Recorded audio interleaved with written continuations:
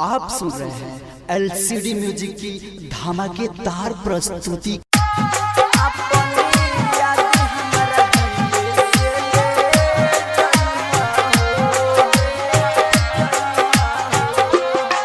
हम तो मोरली रानी चाही बाकी मोर ना हम पाई हो सतिया।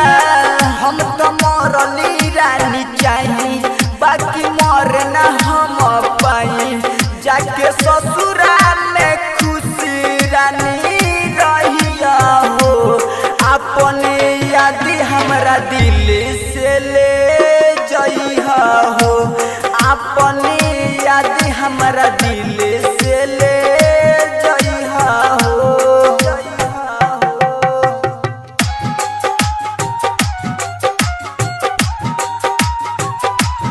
अपने याद हमरा दिल से ले जइहा हो। कह तू तो दिल अपन दे देती काढ़ के हमर के मुआ दे तू गोलिए से मार के। कह तू तो दिल अपन दे देती काढ़ के हमर के मुआ दे तू गोलिए से मार के। नहीं सपना में हो नहीं सपना में हमरा रानी अइहा हो। अपने याद हमरा दिल से ले जइहा हो।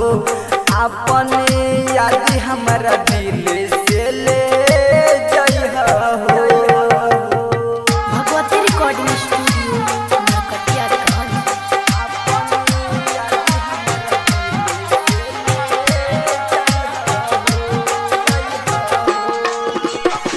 छोड़ी के गइलू हमके पिया नगरिया।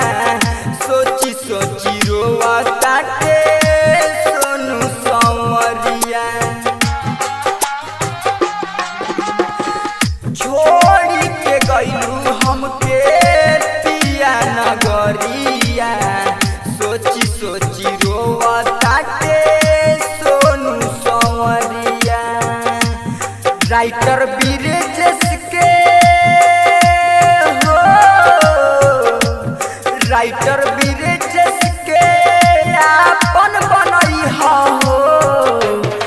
अपन याद हमरा दिल से ले जइहा हो।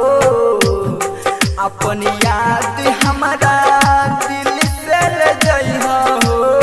भगवती रिकॉर्डिंग स्टूडियो नरकटिया गंज।